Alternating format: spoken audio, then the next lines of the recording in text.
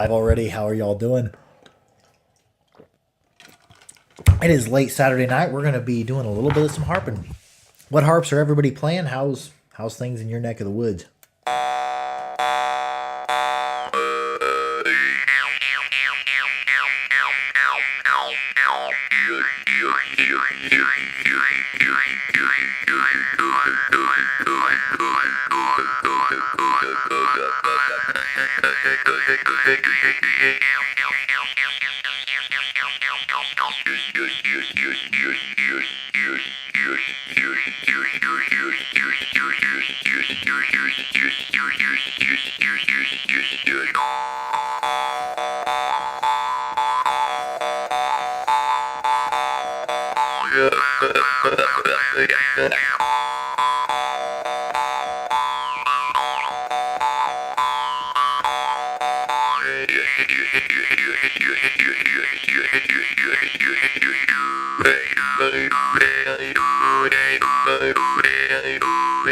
Hey, what's up? How you doing?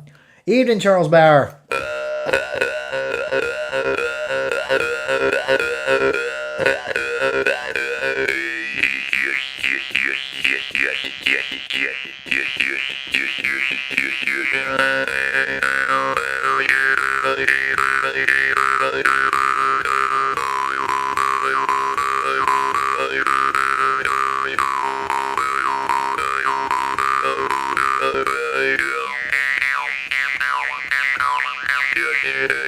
My son was born this. Oh, nice. That's good. That's good to hear. I did some playing for my son before and after he was born, and presently, yes, you should play music for your kid. That's awesome.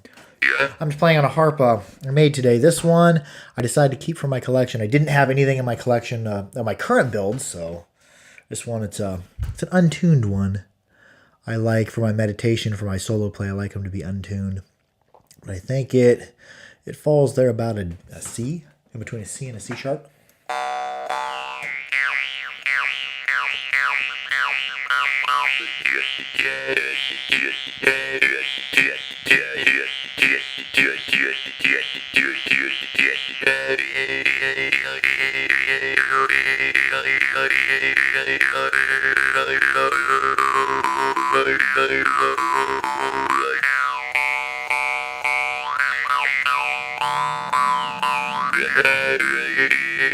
And I'm just right now. I'm just spending some time to get to know this harp. I've barely played this harp at all. I just made it, and yeah, I think in the future I might be doing longer triggers on them to drop the tone even more to get more sustain. But it's got a lot of pop. It's got a lot of breath.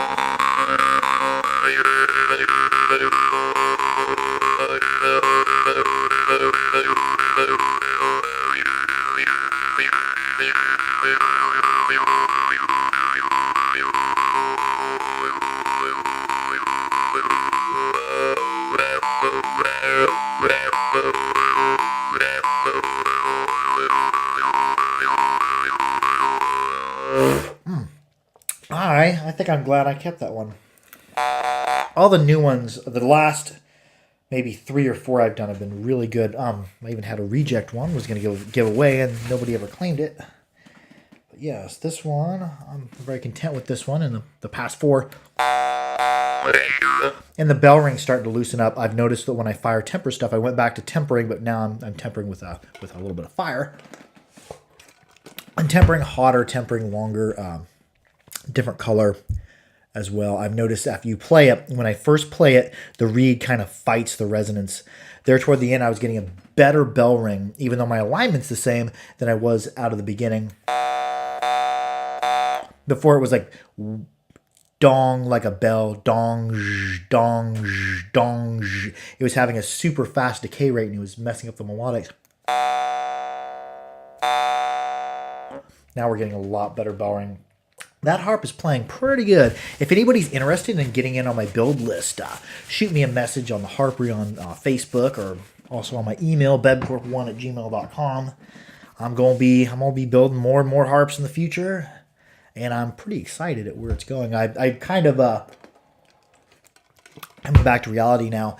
When I was playing this, I totally zoned out, totally forgot I was on camera. Just played for, I don't know if I played for 4 or 5 minutes. Then when I opened up my eyes, I'm like, oh yeah, I'm live. Oh yeah, this is happening. Good times.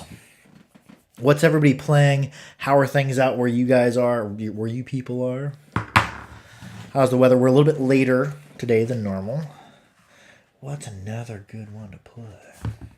The Kovat Cinco.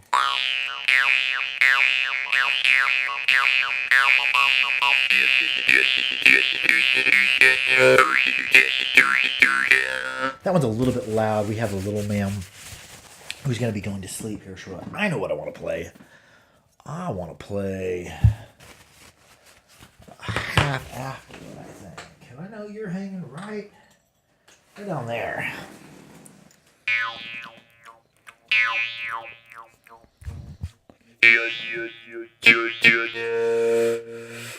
Weather here is awesome. Just starting to... Oh, cool. Oh, Dan Moyes today. Nice.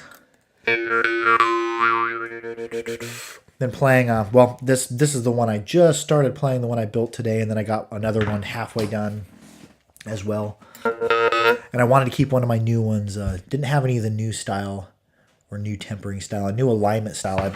I went through... I'm aligning things, or... I'm sharpening the decks on harps differently. It used to be whenever I bend it up, I'd have it clamped on this table, and then I'd use a vise to get it, or use a file to get in there and sharpen. So I'm trying to sharpen on a closed harp now. Whenever I do it, I'll make my 2 outside bends, and I'll bring them around so the harp will look like... I'll just draw... I'm a big fan of drawing pictures, so...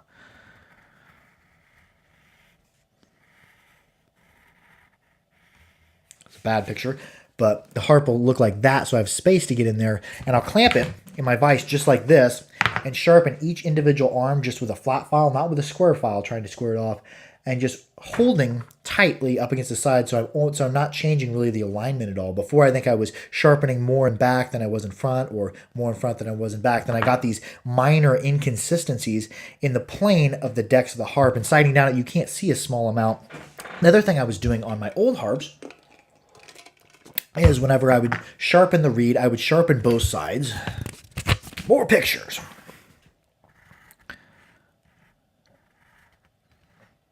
Just going to do a cross section. If you're looking at it from the end, I would sharpen both sides like that.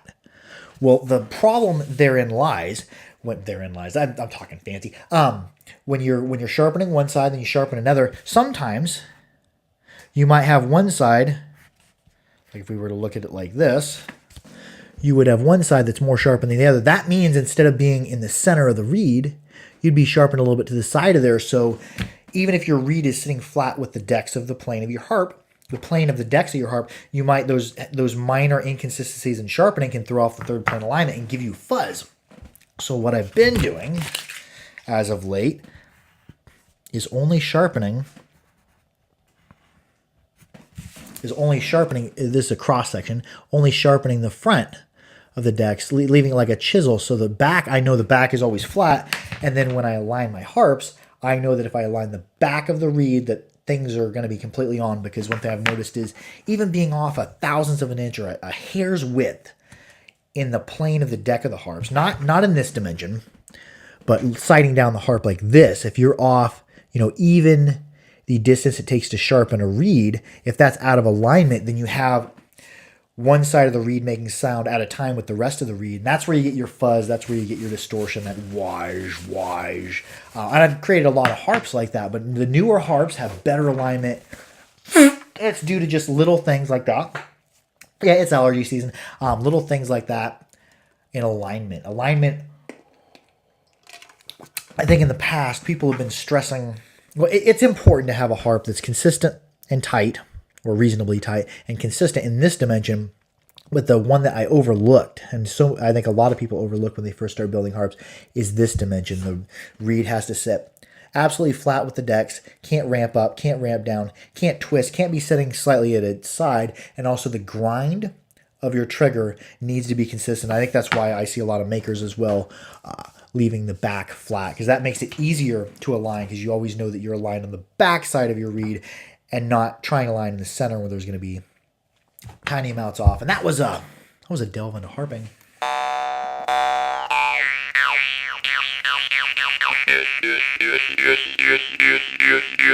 There I'm saying yet, but I'm breathing in.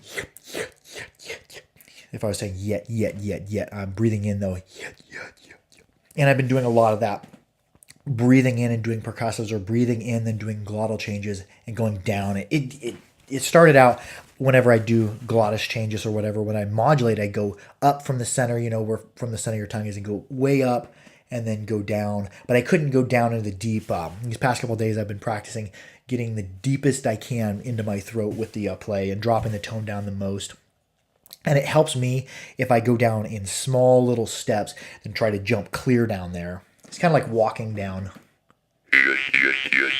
Starting in the middle. My tongue's right in the middle, and then I'm yet, but I'm breathing in. I'll do it outward, and then I'll do it inward, and we'll just go down. Yet.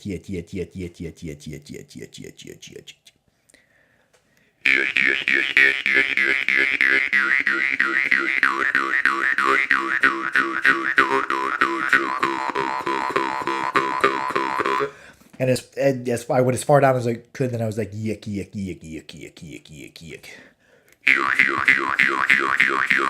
That provides the percussive. There's an in, there's a close, and there's a yick.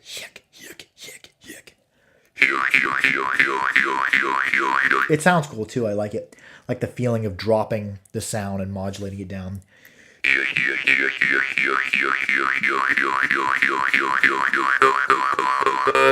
If you're going outward and you run out of air, just start doing it back inward. When you get inward and you're full of air, you need to get rid of it. You go back right outward with it. I've been doing the same thing with my percussives. I was doing a lot of more Chang percussives last night.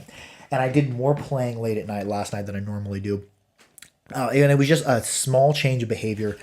I put my phone clear away from me. I couldn't get to my phone, so I couldn't be distracted by my phone in between playing harps. And I also wasn't as worried about, I need to record this, because always whenever I'm playing good, I'm like, I'll stop, and I'll be like, I need to record this. I need to get this down on camera, on video, and then it'll take me out of the moment. But for an hour and a half, I just sat here playing one harp after another. It was a really good time. So yeah, I'm going to try in the future to get my phone away from me more often, because that phone is always constantly pulling me out of the music, because I'm like, oh, I should record this. I can make a good video out of it. And the evilness of the phone will just take you right out of the music. On the Morchang. And it's already high tuned, but I'll see how deep I can go with it. I've went about as high as I can for right now, so I'm going to go down with the sound and see how deep I can get it. And these are helping me build my range and also helping me build accuracy in my range down low. Used to be, before I started practicing this, I could only jump down low to a certain tone, but modulating around there, so I'm feeling around where I can reinforce the tones of the harp. And the harp reinforces different per harp.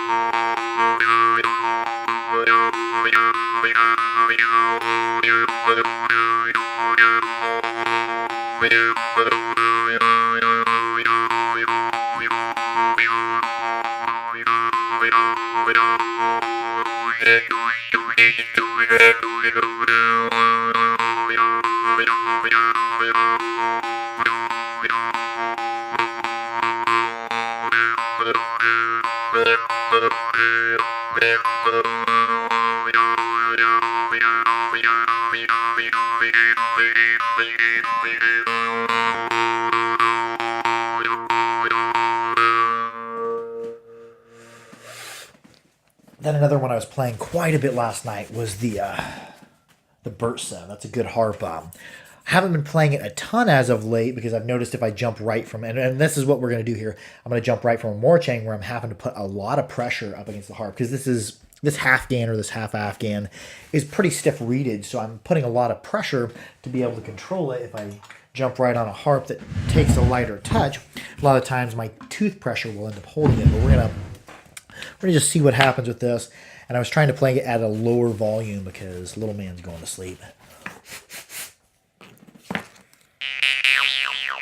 Because it is a pretty loud, powerful harp. Oh, that's furnace coming on. Mom puts the kid to bed, we'll call it.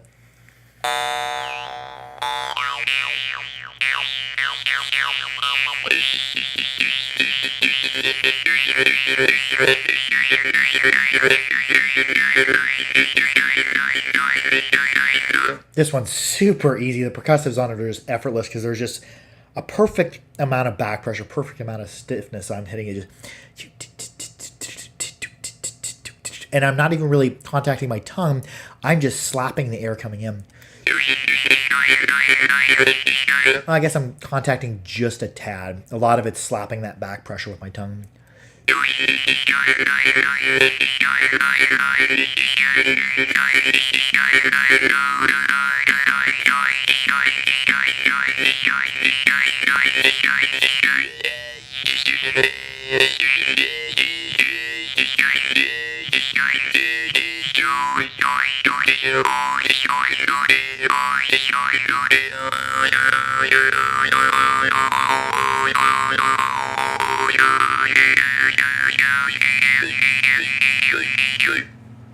A lot of glottal work there, and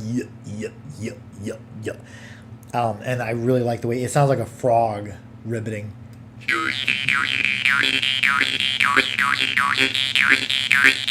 There I was doing it kind of with my tongue close to the roof of my mouth. I was getting some good percussives and almost like a whistle.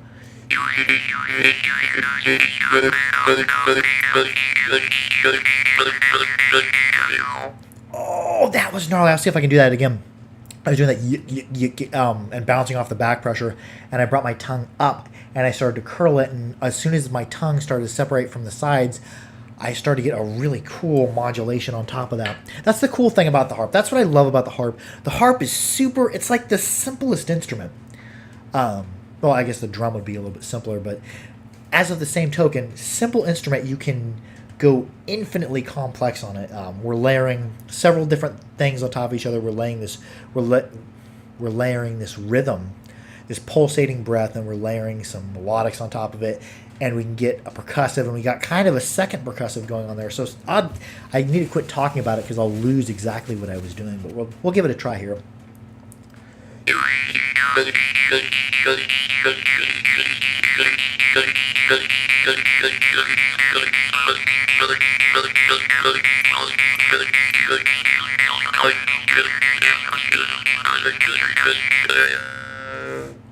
It's about time to wrap up this video, but I'm going to do some more playing around with that modulation because I think there's a lot. There's a lot to be found there. That's the cool thing about every harp has its own little treasure cove, its own places, all these hidden secrets every harp has, and by playing them, we kind of unlock them and find different things because different harps do things differently, and it's just... Oh, harp is just wonderful. Anyways, that's going to be it for the video. I love y'all. Be sure to like, share, and subscribe for more harpery. Keep your harps clean, keep them dry, keep them oiled. Adios. We'll wrap it up with the harp I made today. I'm going to spend the rest of the weekend getting to know this harp. Love y'all.